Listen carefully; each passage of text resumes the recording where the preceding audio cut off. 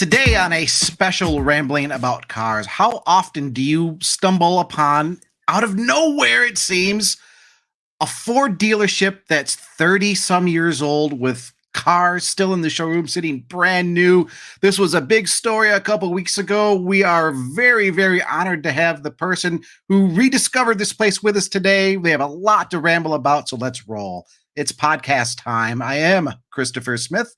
Mr. Chris Bruce, my co-host across the way. Please, Mr. Bruce, introduce us to our very special guest here, coming to us from across the pond, as they say. Absolutely. So we are doing the special early episode of Rambling About Cars with Darren from the Auto Retro YouTube channel. Darren was the man who discovered that treasure trove, that kind of diamond in the rough time capsule of vintage Fords in Germany. I think we're going to say the city later on, but we're still kind of basically, we don't want some bad person to go there and do something bad there. So we're still trying to be a little bit circumspect about where it is. But he does reveal the city in his latest video. But Darren, thank you so much for joining us. Thank you for being on Rambling About Cars. And if you would like to say anything for a moment before we get on with the show, go ahead. Please introduce yourself. Yeah, I'm Darren from Auto Retro, and thanks to you guys for having me, and a special thanks for starting a bit earlier for me. I really do appreciate it. And I'm just enjoying being here. It's great, and anything you want to know, I'm there. I'm quite open to all questions. Oh, don't say that. This is Rambling About Cars. Next thing you know, we're going to be talking about trains and weird home brew wines, and the next thing you know, it's just going to be talking about wine. If it was homebrew video games, we'd talk about that. But maybe homebrew video games. But I mean, well, let's give our viewers a couple minutes here to chime in. Darren, I mean, just tell us a little bit about yourself. Obviously, you like cars. I'm assuming you have Auto Retro, which, by the way, is Auto Retro on YouTube. You're going to have some great content coming up there. You have some great content there right now, as we've already seen. So yeah, just tell us a little bit about you and your car history.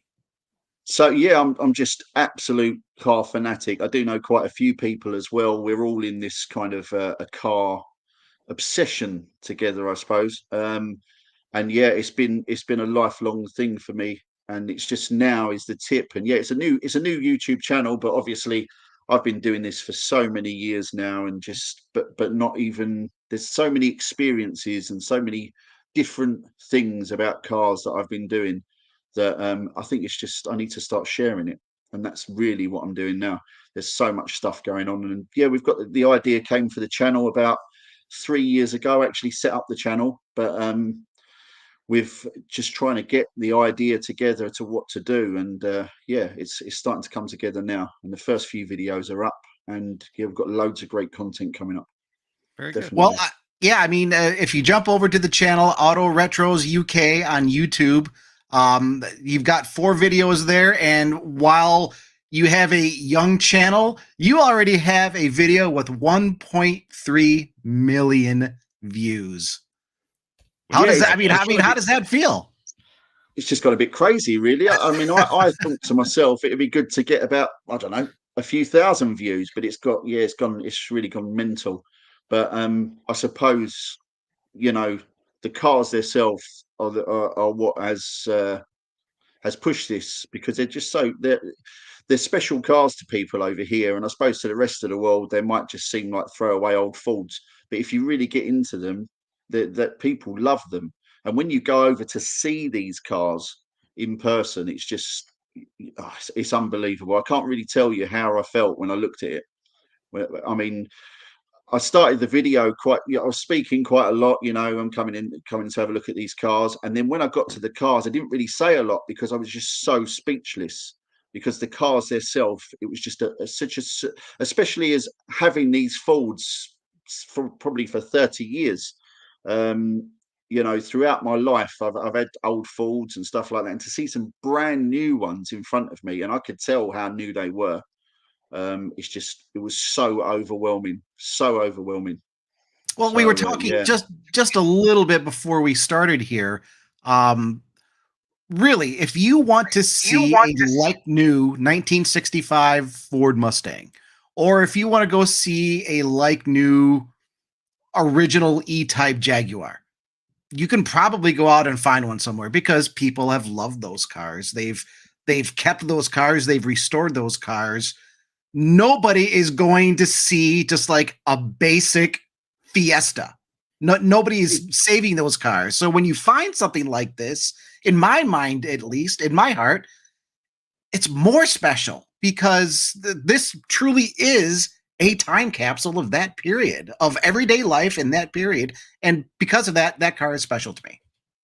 They're not just brand new cars though, because there's a lot of low mileage cars. You know, someone might buy a car and it's got 5,000 miles on the clock or 300 miles on the clock, and they've bought it and put it in their building, their garage, and they're trying to keep it original or concours condition. But these cars haven't been prepared for sale. They've never seen an owner. So when a car comes off of the transporter, it'll have all the dealership, all the factory stuff taken off of it, like the protectors on the doors, the wax, the plastic on the seats, the stickers. I mean, there's some little chrome trims on the side of the door strips.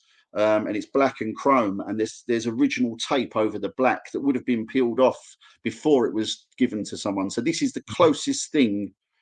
It's like it's another level of originality. This is factory fresh, these cars, and that's the difference between even with a 500-mile car, it's a complete difference.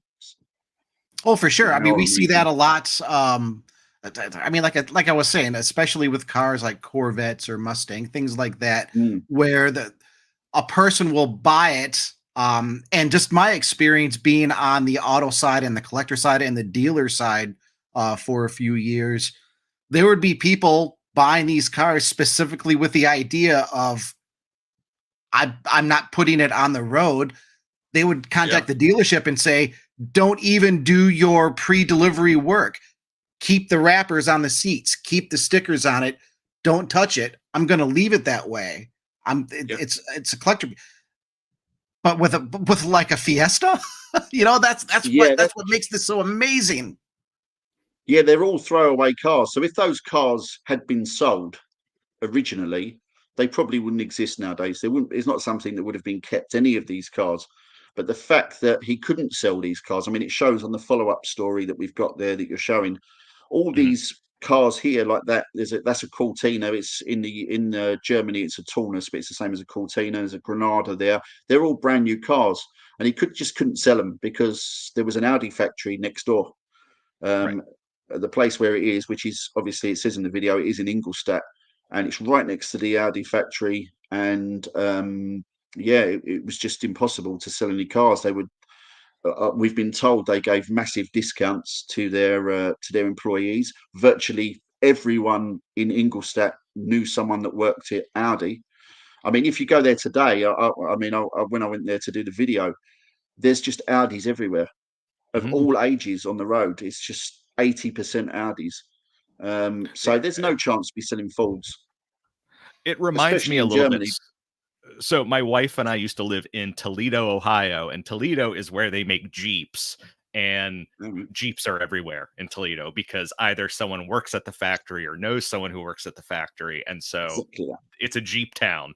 And Ingolstadt, and I've been there, it's very much the same way, where that's where the factory is. People get discounts. And so it's an Audi town. And so trying to sell Fords in where, a competitor is already making vehicles and giving their workers a discount, it's a hard road to hoe. And unfortunately, or I guess fortunately, depending on your opinion, the Auto Stock, this dealer, because Herr Stock owned it, he ended up with this huge inventory of unsold cars. And can you tell a little bit the story of what Frau Stock did with those cars once he passed away? Actually, before we jump into that, let me just do a little bit of housekeeping really quick, since we are on at a much earlier time. Folks out there that are catching us live right now, we're on Motor1.com on Facebook, Motor1.com on Twitter, Motor1 on YouTube. If you're catching us now for the first time, since we're on early, you can chat with us live on any of those social platforms. Just type in a comment. as we go along. It comes into our little command central here. We can see your comment. We can share your comment. So you can join along in this conversation with us, Ramblers. We love having you along. And yeah, sorry to interrupt there, Darren. I just wanted to make sure we've got all of our listeners lined up here, ready to go. But yeah, I mean, tell us about making this discovery.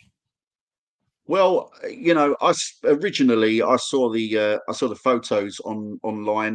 They were really old photos, probably about 13 years old. No idea where this was. It was just about 7 or 8 photos, and the cars looked quite new, but they were really blurry photos. They weren't great. And I thought to myself, this is somewhere I'd like to go and have a look. And obviously, I wanted to go and maybe in my head, are they there? Because I thought it could be a chance that they're not there.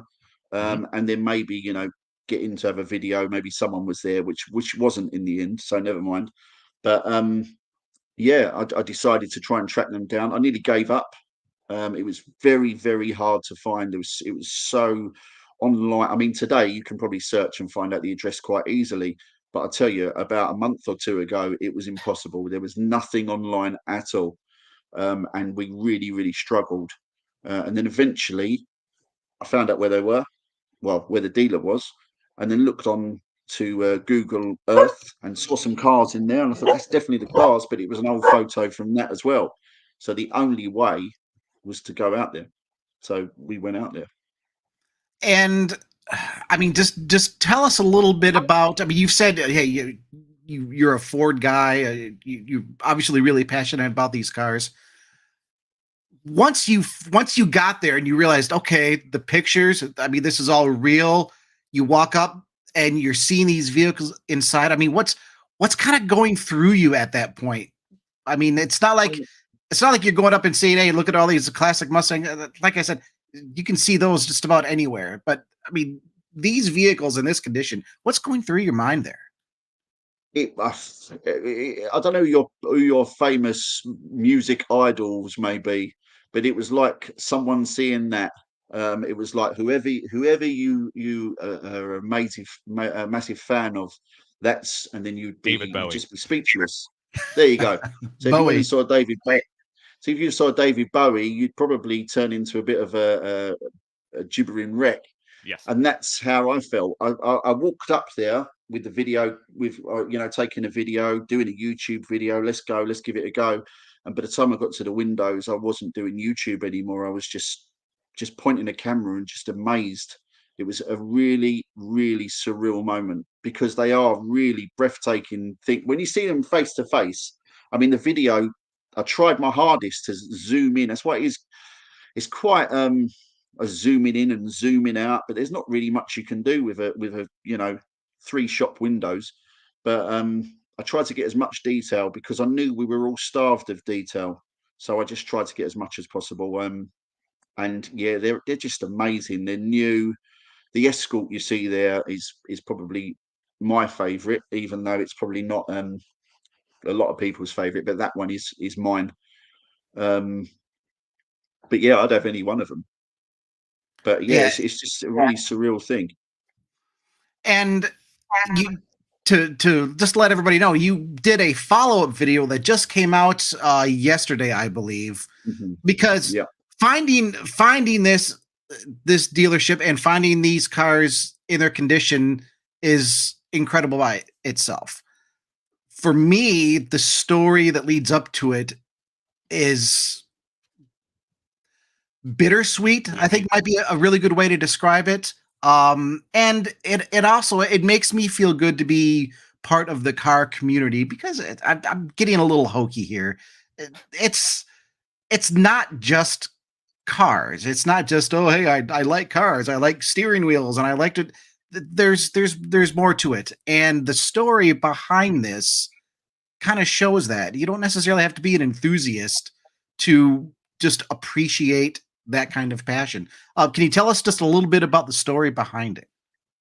Yeah, so obviously I didn't know the story because I barely knew the address. I didn't even know they were there. So, when we took the video and even when we uploaded, we only had what we could find online, which was nothing. and it's come to light since. I've just had messages and emails and, you know, points to things on the net and photos sent through and bits of video sent through. And I've pieced it all together because no one knew the whole complete story, but they were all telling me little bits and pieces. And it seems that the cars were moved in there. I mean, the dealer was it was a full dealer up until the mid 80s. Sorry.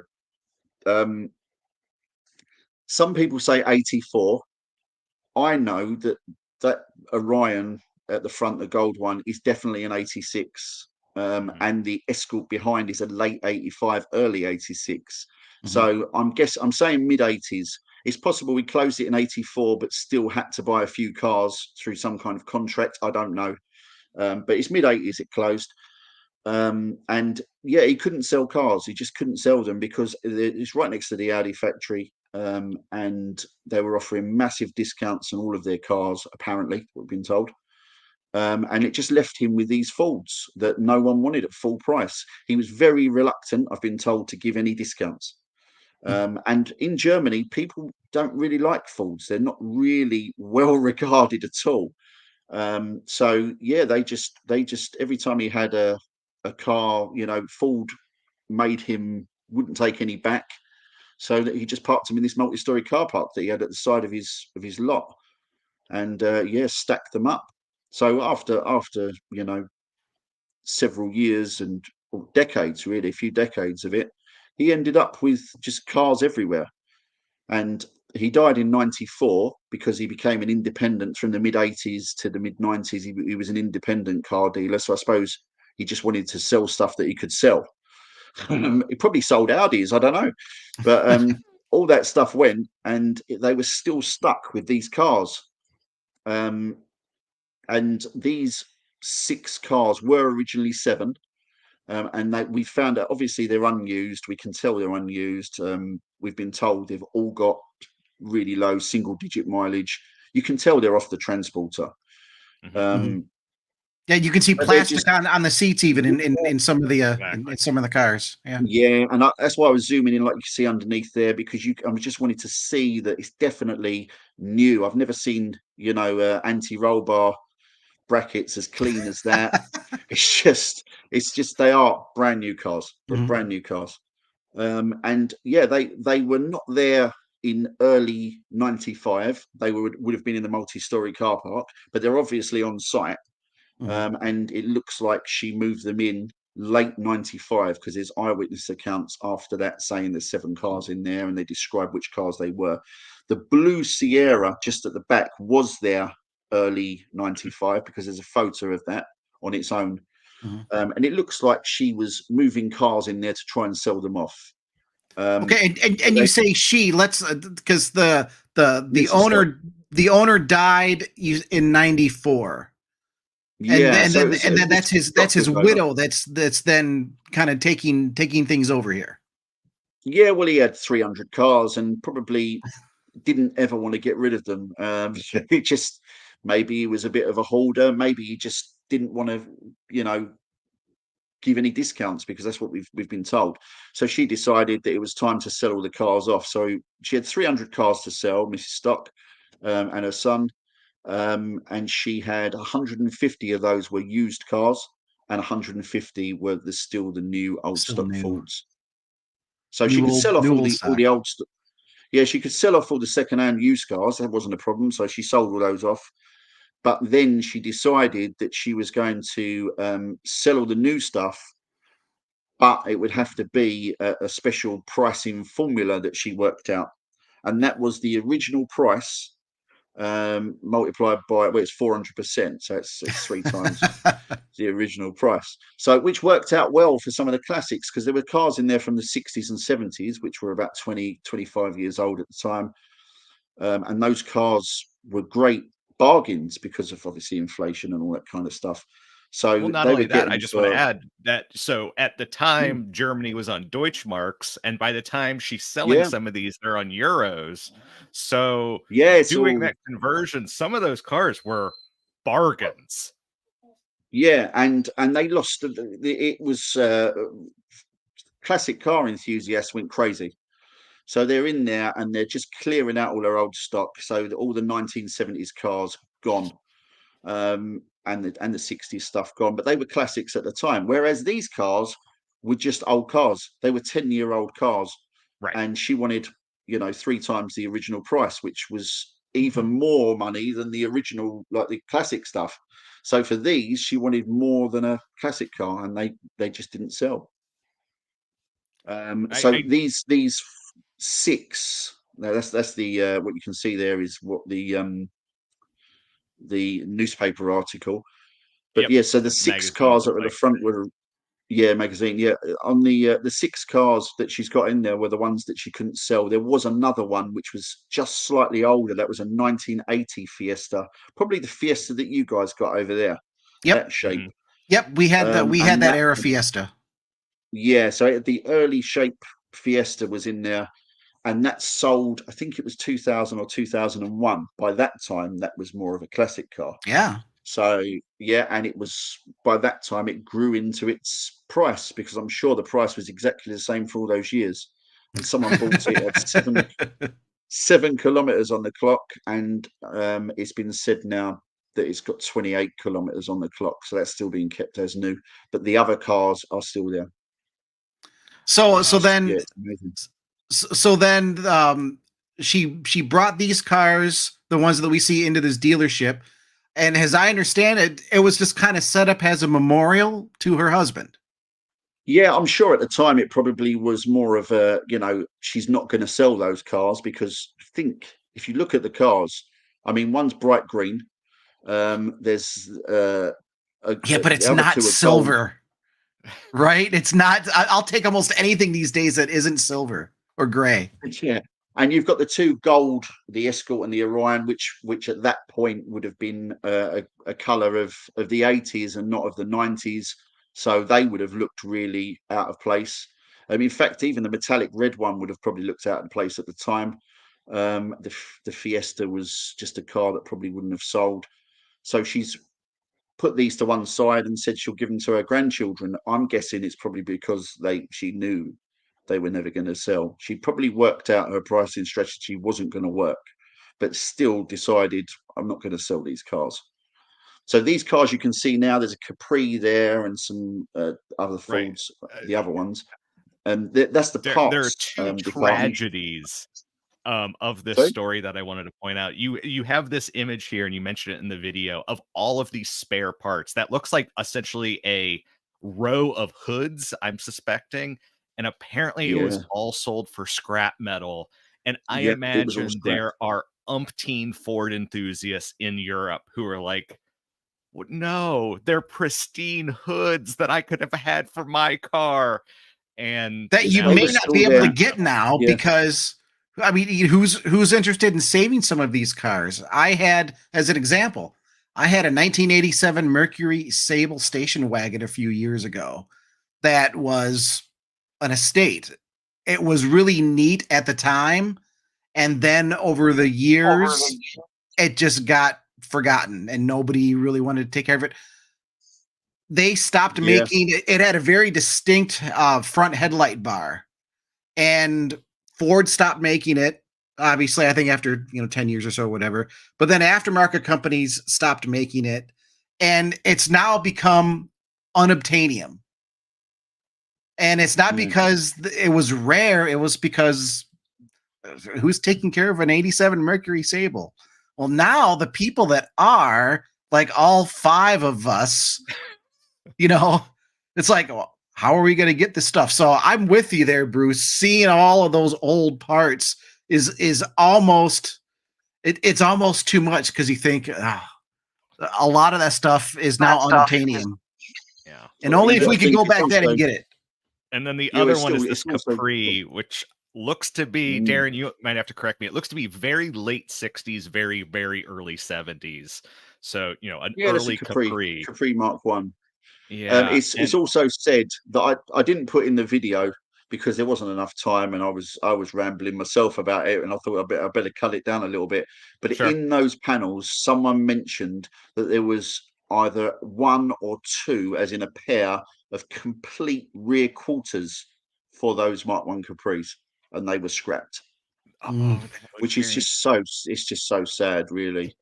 But yeah, it was just old parts, and there yeah. was probably not really an eBay, available at the time, and No. it wasn't an internet time, was it? So yeah, they scrapped them. It's So just, so but we have the 6 cars that are in there now that, mm, and obviously, I mean, we say abandoned, but it's not really abandoned. The cars and the location have kind of been kept up over the years, correct? yeah, if you can just see in that picture there, you'll see the multi-story car park on the right-hand side of that little Okay. picture. It's the only point in the video that actually shows it. I realised there you go there that I hadn't Yeah. actually Yeah. taken any proper videos of it because I was just so interested in the cars. But Oh, sure. yeah, she lived there apparently, lived above the Oh, in those little windows there. Apparently, she lived in there, and yeah, she just had the cars downstairs, and it was the dealer. There's a picture somewhere on there of what it looked like originally. yeah, I saw I that. think it's more towards the beginning, bit closer back. Um, I definitely Probably about saw a that minute. picture. Yeah, Oh, it's oh, around we're there, getting close. just after that. I think just after the wheel. Just after the wheel. Let's see. Yeah, it's just there, I would say. It's Um, just such a fantastic yeah, she story. I mean, she was there. She kept the place up. She took care of the cars. Yeah, a lot of people said that it was, a memory to her husband. That's what it looked like originally. There we go. Um, but yeah, she stayed there. She lived there. She lived on site in those probably in those windows above the thing. And yeah, with a lot of people have said that she just cleaned it, maintained it, painted it because obviously it's a different color to what it sees there. Yep. It's actually I've Mhm. just realised only the other day that it's actually a different color now to what it was in 2010. The pictures from 2010, um, it was white, and now it's kind of like a magnolia kind of color. So yeah, she was living there and painting it all up and keeping the cars clean, but I don't think that she would have. I mean, the cars definitely haven't moved in a long Mhm. time, so Mhm. I don't think she ever really did anything with them. Just wiped them over, I suppose. In the showroom. There's where the blue Sierra is. There's a bit of see-through plastic that's on against the wall. I don't know where it is on the video. It might not even be on this video, but you can see this piece of see-through plastic, which is facing like against the wall, and there's a picture of the showroom in 1995, and that plastic is there. It's just a random piece of plastic, so it just goes to show that it wasn't really anyone was doing much in there because a piece of plastic would have been moved in 30 years. So yeah, I think it was just a clean out, wipe down, close the door kind of thing. But yeah, she just, I think that's what it was. But then now she's not living there anymore, and we've been told she's in a care home. I'm not sure what the outcome is now or anything like that. I don't know how that's going, but that's what we've been told. And yeah, they're just being left. There are a lot of cobwebs. I know you can't really see it in the video, but there are a lot of cobwebs, and there is a little bit of dust. It's not 30 years of dust, but there is Sure. some dust. And probably the most asked question, and I just see this all the time. If you look on my comments on my original video, it's why the tires were tires. They're How are the still pumped tires up. They're still still have pumped air in up. them? You know. Do you know what? I've got a Ford van which we had a conversation about earlier, which I won't go right into it, but that has been off the road for 20 years, and I have the 4 original tires from that, and they are all pumped up, and I've never ever put any air in them because it's never been on the road. It's just literally a roll on, roll off kind of thing. So there's definitely could easily be some air in those tires. Maybe they were pumped up a few years ago, but Yeah. I I mean, reckon if you went, if it yeah, was being taken care of to some degree, I mean, it wouldn't be hard to put a little bit of air in there. And you're right. yeah, Um. And also, it appears to be climate controlled. I mean, you can see on the left the radiator, and on the Yep. like it presumably, it's not like they're just sitting out in the elements. So, that's going to mm, prevent a lot of issues with stuff drying out and Yep. whatnot. So, yeah. I mean, yeah. the stems. You know, if the stems stay up, um, the beads all stay seated well. I mean, that's usually where you get a lot of your leakage from. Well, After time, you'll get some yeah. issues with the valve stems or some corrosion on the wheel that can just cause a little bit of a bead leak. Yeah, Sitting also they're inside, brand new. yeah, They're yeah. all brand new wheels, brand new steel rims, brand new Right. tires, and probably haven't even turned a wheel. I suppose if you drove them out of there, they'd all go flat instantly. But at the They moment, I reckon probably they're holding their own. I would love to just see him just. I don't know if I'm going to get a hate mail for this. I would love to just see him stay right there because it's such a perfect time capsule. I think they should build. It's a glimpse of that era of that time of cars that I you think they, just don't yeah, see. I think they should build a museum around it and turn that whole place into a car museum with more cars at the back. I think that would be a I great place. it feels like almost something that Ford should take care of. Ford of Europe, that they should just like, you know, here is the Ford of Europe Museum. This is what it was like to go into a Ford dealership in 1986 or whatever.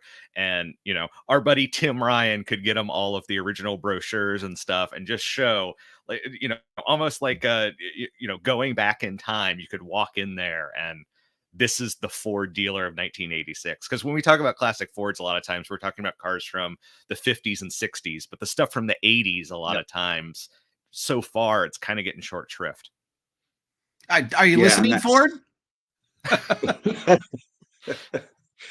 well, yeah. I mean, I don't know how it would be done. I don't know if how they would do it, but I think it's definitely needs to be kept in the Yeah, in the way it's been. There's if they're doing something right because the cars are still there, yeah. and they definitely wouldn't be in that condition even if they were just driven once.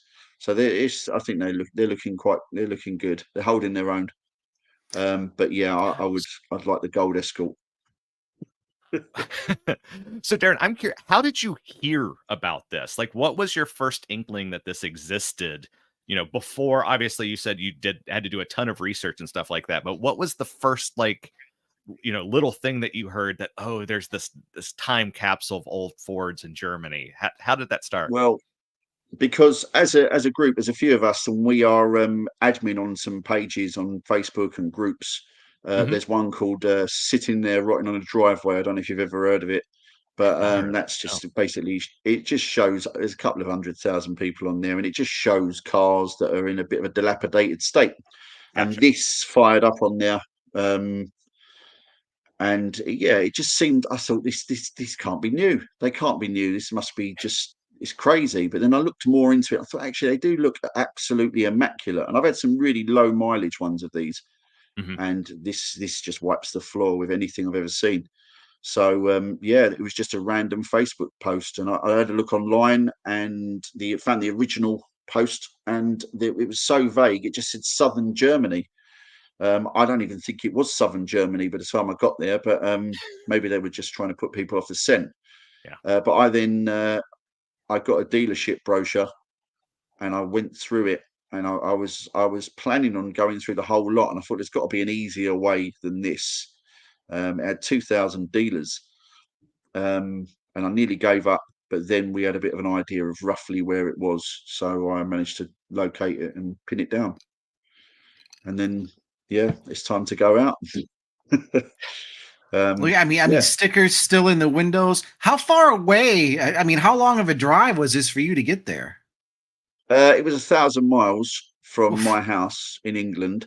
We did do some other stuff like videos on the way back to try and tie it all in, Hmm. and they're coming up. This was the one that I was going for though. Um, but yeah, it was that black thing you can see there on the door is one of the protectors as well. Yep, Yep. Um, Can, yeah, can it's you 1,000 miles. just tease what some of those videos will be? Can you want to sorry. just Can you Uh, tease, just like give us a little idea of what those other videos will be? Yes, well, we've gone through some barns in Germany on the way back. A good friend of mine Oh, lives in Germany, and I've explored probably most of the barns that he could think of, and we've gone around, having a look through, and we found some really old Fords, older than these, that are Mhm. laid up. We found some a couple of old BMWs in these barns. Yeah, some crazy car, a few Jaguars, BMW 535i. He's took out some of his car collection as well. He's got a Corvette. Yeah, Hmm. loads of stuff. So we've just got amongst the old cars and just tried to yeah, it's just anything about old cars really. So we've got a couple of Yeah. videos lined up. Well, I Barn look forward finds. to I that. mean, Bruce and I have been writing about cars here with Motor One for years, Yeah. and I mean, I think I'm coming up to 7 years. And Bruce, you were here before I was. I started in 2016 here, and I've been writing car news for over a decade. Yeah. Yeah, and in that amount of time, I can't even begin to count how many barn find stories we've seen. And Mm. you think, okay, this nobody's going to be able to top this one. And then usually within a month or two, oh, okay, nobody's going to be able to top this one. And then like a month or two later, okay, it's like, where does this end?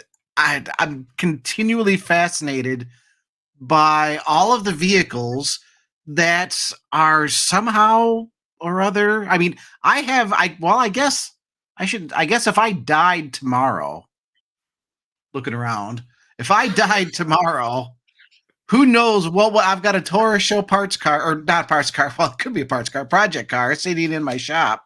If I died tomorrow, I suppose that could be forgotten for a little while, and then there would be like, oh, who was this Yeah. weird? Who was this weird guy that was hoarding this Ford Taurus? What's that about? So I mean, but some of these just blow my mind Right. when you This when is you see beyond barn. vehicles. It's like Barn it's like find who is someone buys a car, they roll it into the barn at some point in time. It sits there for decades, whatever, and then someone eventually finds it. This is different. yeah These are undelivered, unsold vehicle. This is essentially a time capsule of a right 1980s Ford dealer. Oh, yeah it's unprepared as well. They've not even been Yeah, prepared for you. Is that black strip that's on that door there? There's plastic on the seats. These are not ready for customers to have a look at.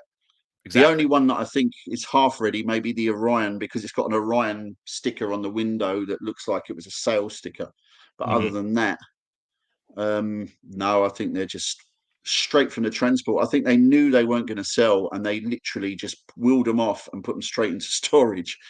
I think they gave up at this Which point. uh, is a bummer in a way, because as we were talking about this a bit before the show started, and you were saying that you got comments that these cars should come home because Britain has a love of Fords, but these cars were all made in Cologne, Germany. Like they were made 200 miles away, 300 miles away. I don't know what Ingolstadt to Yeah, Cologne is, but it's not that much.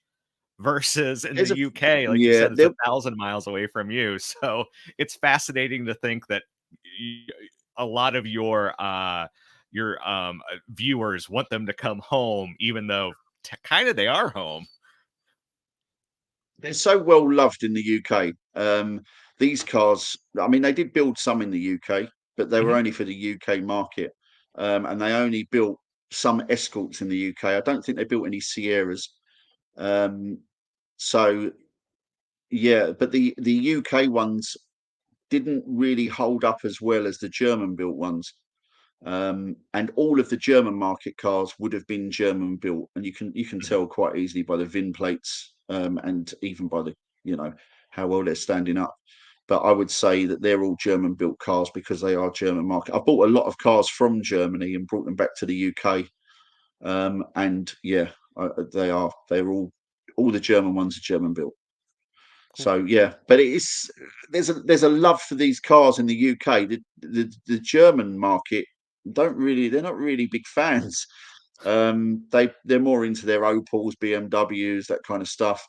But this for the UK is just yeah, people are really they would love these kind of things, well, and they're I fun. mean, You could sell them probably is in the UK.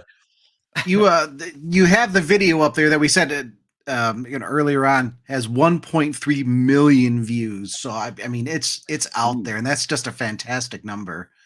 Um, how many? I mean, how many messages? I mean, do you have any idea, any scope of just how far this is gone? And I mean, how many people have you heard from? Obviously, you heard from us, and actually, you I think pinged us a couple of weeks ago, and we appreciate that. I appreciate that. Yeah. I mean, do you have any scope of just how far this has gone? It's gone crazy. It's gone absolutely crazy. There's a couple of thousand comments on the thing. A lot of people don't believe it. They seem to think it was staged, which I'm certainly not going to get all the way over 1,000 miles into Germany with a transporter full of new old stock Fords, hire a showroom and wheel them in. It's ridiculous. And the thing is that you can't stage that kind of stuff. If they were all immaculate and perfect condition with no dealership stuff on them, then I wouldn't even be videoing them, because I think they're really clean Fords. But the fact that you can see how new they are, you can't replicate that. Even a concours car, down underneath the wheel arches of the Orion, the factory undersill is sprayed and there's a stripe, and you can see the gold on one part of it, and then just where the machine has just striped it. Anyone that was going to restore that car would have painted it up in gold or fully undersealed it. They never would have done half. So the way I see it, and I've done a lot of thinking about this over the last couple of weeks, these cars are perfectly imperfect.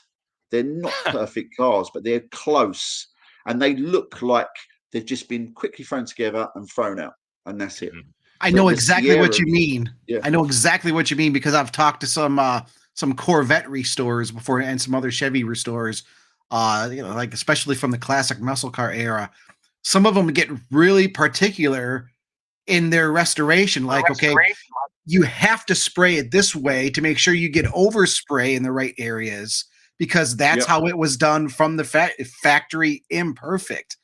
And we've seen various videos before, and some barn finds where you can kind of tell it's set up.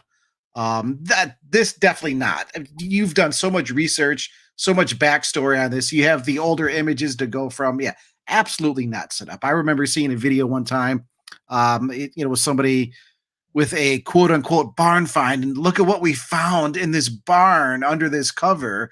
And it's like, you take the cover off and it looks almost pristine. It's like, okay, well, obviously that hasn't been abandoned, and it's sitting in this barn. What are the tracks behind it there in the dirt?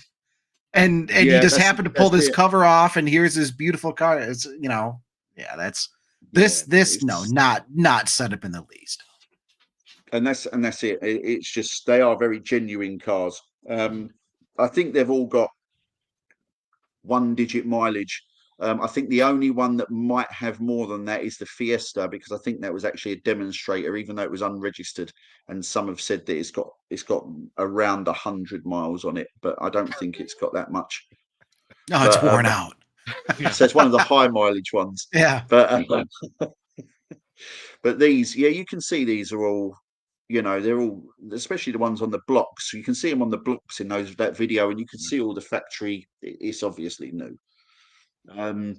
But yeah, there's and anyone in Germany that was going to stage this wouldn't do it with some old Fords. They'd do it with some BMWs or something like that, because no one wants old Fords over or there. Mercedes or something like that. Yeah, because, like whatever like that. Something. Yeah, not with 6 base model Fords, including one in pea soup coloured green, and a couple of gold Escorts, and a Sierra. And for what reason as well? Just to not publicise it, and never just have someone by chance 13 years later come along with a video camera and just make it go viral. It's just impossible. It's impossible. Totally. It is what it is. It is what it is. But they are really unbelievable to see them. I mean, I know you said you went to Ingolstadt. Was it you, Bruce, that said that? I have been. I've been to Ingolstadt twice. Well, if you ever go to Ingolstadt, even though you've seen the video, I'm sure you'll find out where it is. Go and have a look, because it's just breathtaking. Oh, I'm sure it is. Yeah, It's a amazing fantastic thing. story.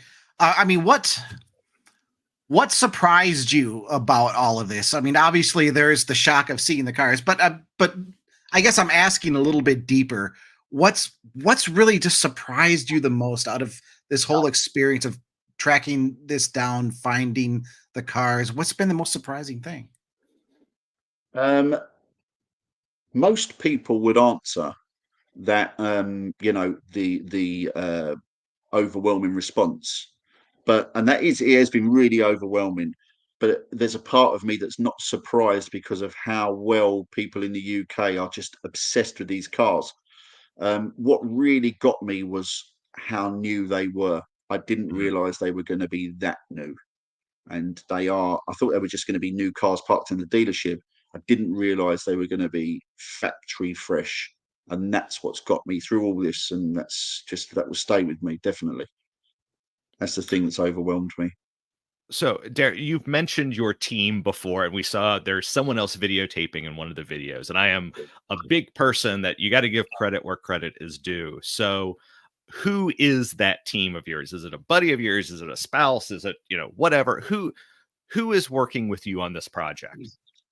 Okay, well, at the dealership, you saw my wife in the reflection. She was with me.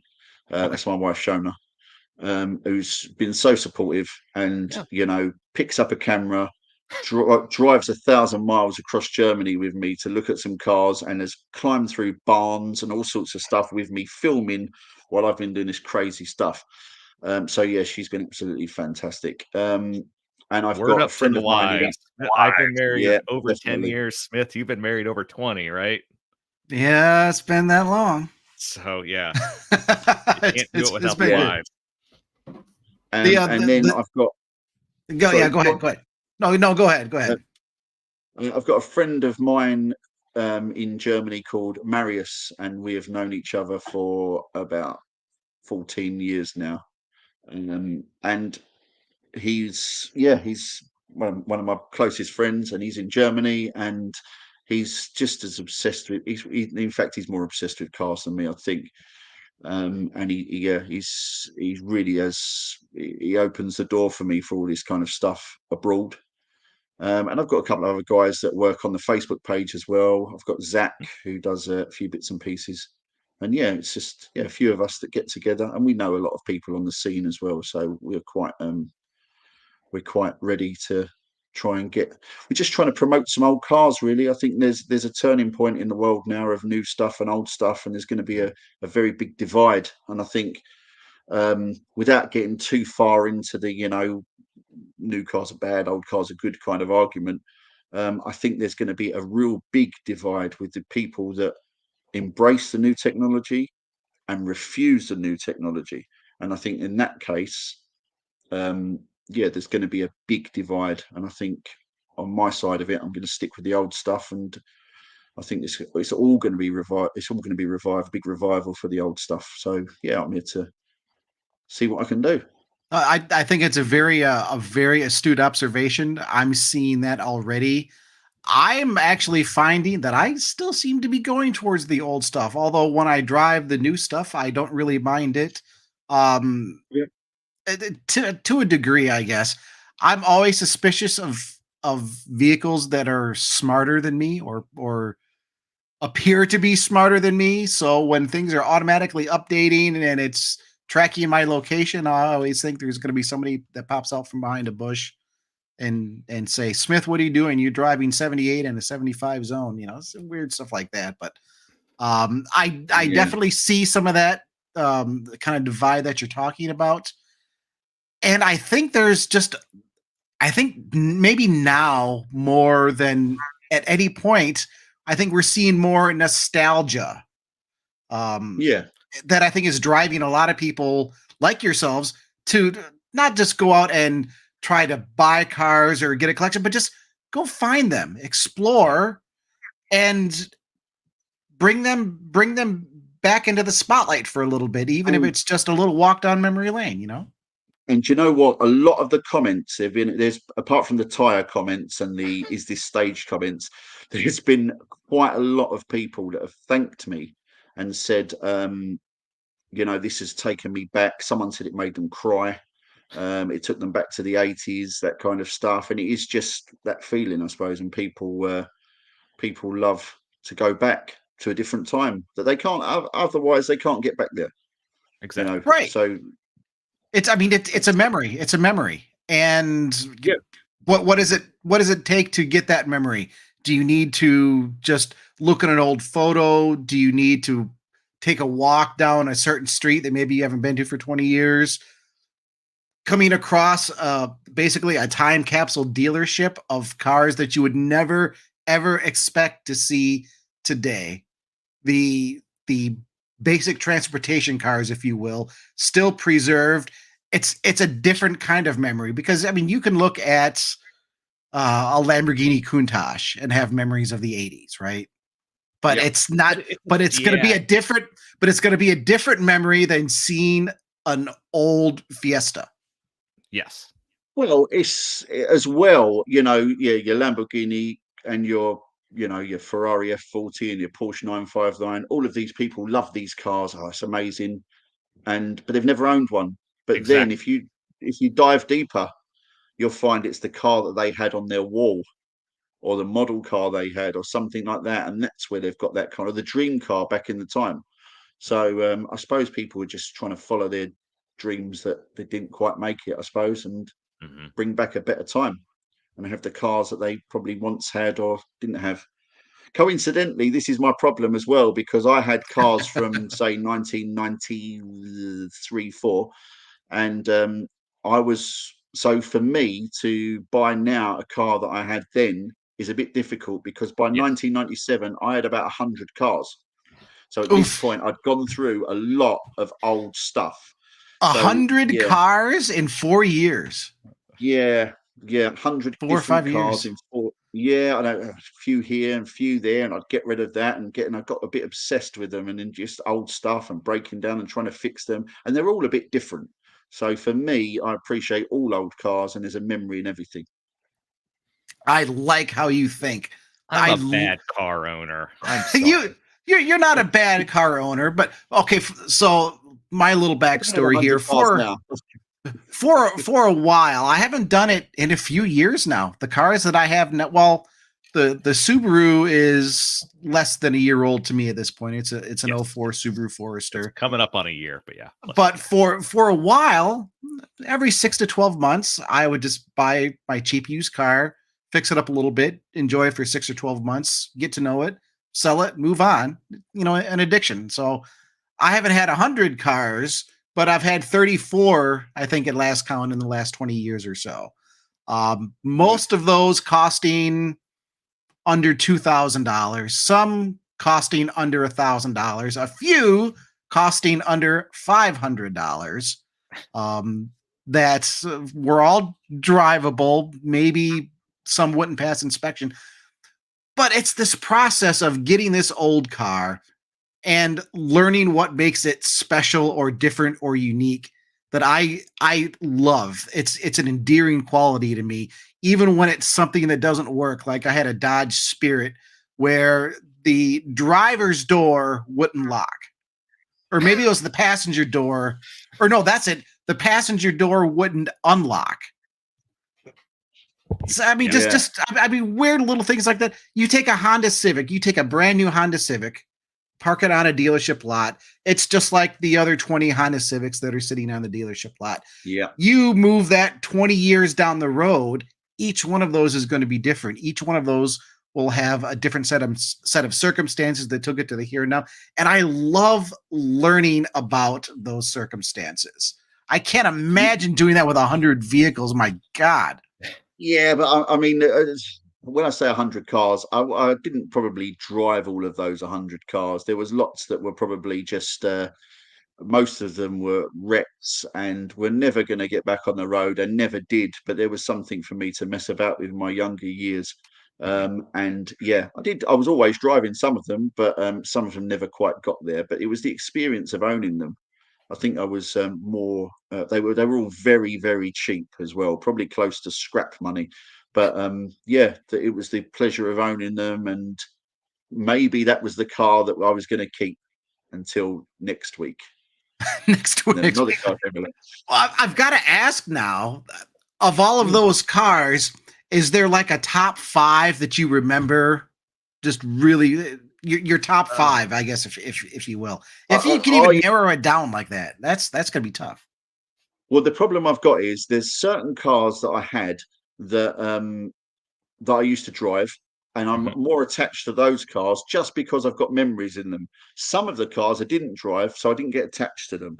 But I suppose if we take away the emotion out of it, and it's the cars that I really liked and wished that I could have done, there was.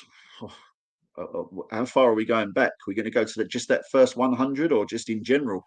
And Just in general, I let's think. open it up in Yeah, general. whatever you In like. general.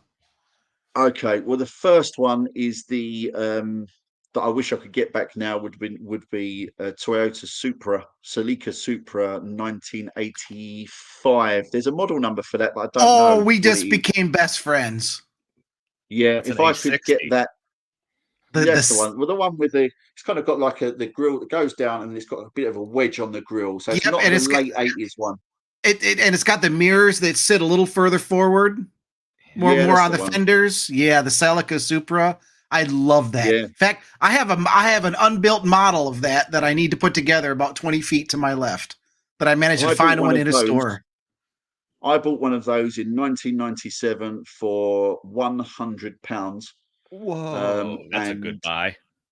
it started as well, it run, but it wasn't on the road. It wasn't, I think there was probably some serious rust underneath, but I owned a Toyota Celica Supra, and it sat there for a year, and then I ended up selling it for a few £100 later on. And So you that's one made I money. wish I would have kept. Wish I would have kept it. Probably now, the second would have been E30 325i Sport, M Sport. I never had an M3. I'm only going for the cars that I had, No, that's which I really liked. Yeah, E30 shape. That was an 87 M Tech 1. Um, that's a yeah, I good do car. like a lot of BMWs actually. Nothing wrong with that. Um, Nothing. No. I'm an E24 guy myself. I had an oh, really? E30 325E. I don't know if they offered those in the US, but it was a 2.7 liter engine, but they Yeah. tuned it for torque rather than horsepower. So it only made like 125 horsepower, but 170 pound-feet of torque. I had one of those. That was a good car. Yeah, they're I do like an E30. I've had a couple of them, but my 325i Sport, it was Dolphin Grey, and that would have been the one that I'd just love to have that back. Other than that, what else? I've had all sorts of BMWs. There's been E21s, E28s, E34s, E36. We've got an E36 project coming up as well, because I've got one at the Ooh. moment, which is going to be also on our videos. And yeah, all that kind of stuff. Um, I don't know, really. Not quite sure what else. It's definitely all of the old Fords, I suppose, because a bit of it, but it's more. They're not really a driver's car. It's more of a nostalgic reasons. Mhm. Um, yeah, I'm not sure really what else I'm thinking. Probably a 328i E36 BMW that I had, which would be quite a capable car back then. Yeah. I learned to drive manual transmission on a brand new E36 328. Really? I I don't worked think you at ever it. told me that before. I worked. This was in college. I worked at a BMW dealership, and I was just it was a college job. I was in their detail shop. I would wash up the cars, clean them up, that sort of thing. They were like, "You can drive stick, right?" I mean, my brother had manual transmission cars when I was growing up. So when I was like 8 and 9, I would, because they were usually broken down at some point, I would just sit in the car and make noises and work the pedals. I mean, how hard can it be, right? So I kind of knew what I was doing.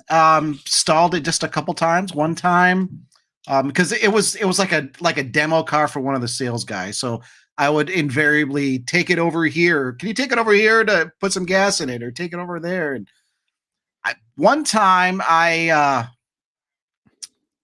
was shifting from second to third, and I was on it a little bit maybe, Yeah. and I may have hit first instead of third. Ooh. The clutch went back in a hurry on that one. the rear tire is spun. So anybody in Kalamazoo, Michigan that bought like a 1990, I think it was a 96 or 97 BMW 328 IS, where you might have had some clutch problems shortly thereafter. That was you? I apologize. But that was a great car to learn manual on. So before we finish up the show, we have an email that we want to read. But also, Darren, I want to explain to you, I know the audience knows this, I know Smith knows this, but just so you understand what I say when I'm a bad auto enthusiast, funnily enough, October 31st of 2005, I took delivery of a 2006 model year here in the US, Mini Cooper, and I still own it today. I drove it all throughout college. I drove it all throughout. My wife was in graduate school. And I actually drove her to work for several years, even when she got a job. And then now we also have 2 Subaru Outbacks. So I rather than trading cars around, I have not had 100 cars. I've not even had 10 cars. Is this a confession? This sounds like a confession to me. It is. It's a guilt confession. I'm Christopher Bruce, and I haven't purchased enough cars over the years. Exactly. I should have bought more cars. I didn't, but you're making up for it now, though. I got one. Yeah, I am making up for it now. My dad and I are splitting a 1984 Nissan 300ZX Turbo that we are fixing. Oh, it sounds. You've just fixed all of the last 30 seconds. Okay. Yeah, but it's an automatic and the transmission is busted. Toasted. But we're going to fix that. But it's a 300ZX Turbo. It's a Z31, Lovely. Man. Yeah. That's the one. That's what you need. There's no rust on it. It's beautiful. It runs. The engine runs. It just doesn't move right now. We're working on the moving part. We're going to get moving is always optional with old cars. This is true. Really. Using them for what they're intended for. What's the fun in that? We got a very cool email this week, and I want to share it. And I got to find the right window, and there we go. This comes from Edward Agans, Agans. I assume it's Agans. Maybe it's Agains. Hey guys, I've been enjoying your podcast and thought I might contribute to your fall color tour photos. Yes. It's my favorite time of year to get my air-cooled machine out. The first photo is my 1973 Porsche 914 with the 2-liter engine. It was taken on a covered bridge tour of southern Vermont last year. Clearly visible among the foliage is the baked paint from many years in the Arizona sun. The other photo is of the car after a winter of tinkering and a spray in Mamba green paint. Top, lower valence, and bumpers are carbon fiber wrapped. 914s are known for being colorful cars. Hopefully this one's bright enough to go touring with Motor1.com. Keep up the great work. So here are his 2 pictures. So that's during the Leaf tour, and then that's after he tweaked on it in the garage during a winter. I love 914s. Yeah. And Edward, thank you so much for sending this in. If you recall, a few weeks ago, we put a call out to all the Ramblers out there listening. Hey, fall color tour. It's the season. Yeah. Snap some photos of your ride. Snap some photos of your colors. Snap some photos of your colors and the ride. And send them in. Send us your I pictures. Like the after. I like that. That looks great. Yeah.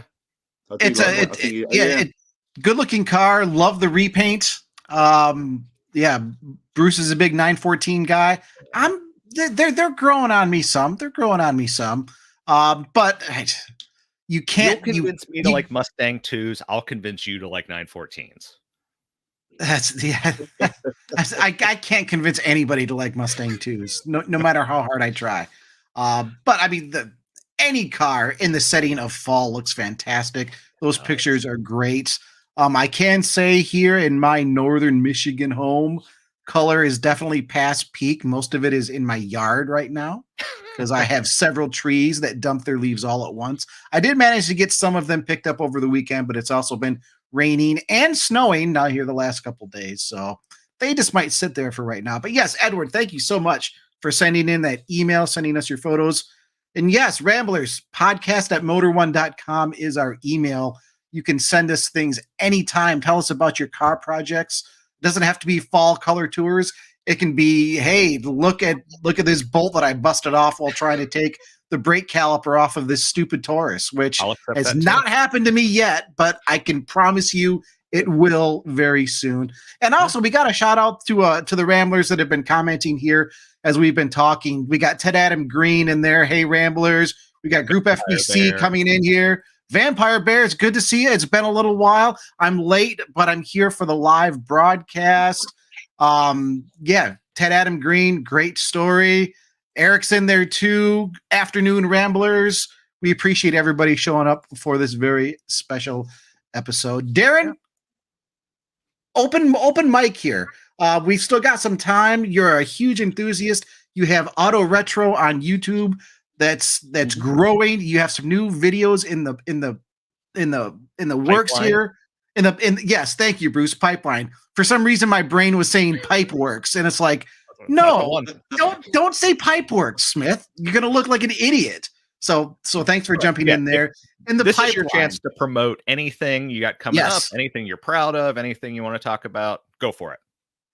We've got so much stuff coming up on the channel. The full dealership is just the tip of the iceberg. We're going to get really involved with some cars. It's not just going to be exploring stuff, even though it looks like it at the moment.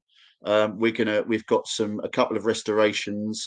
We've got cars that have been sitting and abandoned for a few years that we're going to get back on the road. And we're just going to get around all sorts of old cars. So we've got an E36, which is an upcoming video that's going to have an auto to manual conversion.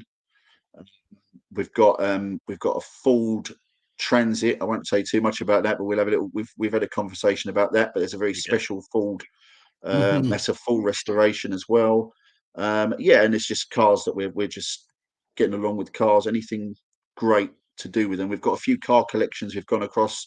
Barn finds. Yeah, they're probably not barn finds, but we've been exploring people's barns. They're still alive, so it's not a true barn find, I suppose. But yeah, the cars are still sitting there, and there's some great stuff. And we're trying to get across to everyone that old cars are the whole of the retro scene is just basically anything that's not mainstream now. So, and mainstream's changing. So anything that's out there at the moment is going to look pretty classic very soon. If you look at some of the old cars from say 2005, 2010, you'll notice some of them are just not around. So when you do see one, it's really immaculate condition. You'll say, actually, probably like your Mini Cooper, I would say. You'd look at it and say, do you know what? That's one of the best ones around. It's immaculate. And hold on a minute, there's no old beaten up ones anymore. There's just this, and then suddenly you're not an owner, you're an enthusiast. Bruce, it was a Dodge Avenger that we saw a few weeks ago, wasn't it? Like a 2007 or 2008 Dodge Avenger or something that ended up on, was it Cars and Bids or Bring a Trailer? Bring a Trailer. And it was so weird. It was like, because I mean, Bring a Trailer. Okay, people are selling like 6-figure cars, and here's a Dodge Avenger that like nobody loves with like 20-some thousand miles. And yeah, Darren, like you're saying, that captured attention. It's like, this isn't a special car, but the fact that it's still like this after this many years, now it is special. Right. And that's worthy, right? That's worthy. I think when you've got a choice of two cars and one's 10 years older than the other, and you're buying the 10-year-old one that's older, 10 years older, not just 10 years old. One might be 20 years old and one might be 10 years old. And you're buying the older one just because you prefer that over the newer shape, then that's a retro car. And you are now embracing it because you've probably the new it's no more expensive than buying a much newer one, but you've decided to go for something to keep it going, and you become a enthusiast because you're enthusiastic about it. And I think that's what we're looking at. We're looking at a whole new, and there's a lot of kids out there now that are just starting, and they don't, they've got their little way of what they're doing, and they're not quite sure. And there's a whole lot of cars out there that they may not really know about. And we have noticed on some of our Facebook pages that a lot of people, younger generation, put up a car that's quite obvious what it is to anyone slightly older, but because they're not on the road anymore, they haven't got a clue what it is, and they're missing out on some really great cars. So we're just embracing the older stuff, and it's more analog era, I think. Not is the word I'm not looking to for. extend this too long, but my version of that is when I was in high school, there was a very attractive woman, student older than me, who she had a This is not another Volkswagen New confession, Beetle. is it? What's that? It's not another confession, is it? That's for the After Hours podcast, It's Bruce. an automotive confession. But she had a Volkswagen New Beetle in that lime green color with the 1.8 liter turbo and the optional wing on the back. And I would kind of like to have one of those, only because it just touches my nostalgia button so hard that that's just a car that I look at and it immediately takes me back to a very specific place. And that is exactly it, because there's a whole lot of 2000 to 2010 cars that have got a special place for whatever reason with people, and they are the new breed of retro cars. So that's why we're covering anything from old to, it's got to be a bit special, but so anything old right up until maybe 2008, 2009, because this is the future classics. Yeah. Well, I can't wait. I can't wait to see what you have coming out here. Yeah. YouTube.com Auto Retros UK. That is the channel. We will have that linked. If we don't have it already, I'm not sure. I don't think I had a chance to get everything linked up this time, but I'm going to get everything linked up here in our YouTube video here for the podcast shortly. So you'll be able to jump right over there to see everything that you have going on. Darren, I know it's late for you. Thank you so much for bringing this dealership back into the minds of people all around the world, and for being a car enthusiast, and for taking some time this evening to just share all of that with us and all the ramblers out there. We really appreciate it. It's been my pleasure. Thank you so much for having me. I've enjoyed every minute of it. Thank you. Very good. And then for all of you out there, we understand that there's 1,000,001 things you could be doing with your time. So we love it when you spend time with us. And we thank you for anyone who was able to join us on this extra early edition of Rambling About Cars. But we couldn't have done it without you, because we needed to have Darren on because he has such a cool story. So thank you so much, everybody. And so with that, good morning, good afternoon, good evening, or good night. We just appreciate you all, and thank you so much. And with that, we're going to be signing off. So bye-bye. We'll see everybody. Bye-bye.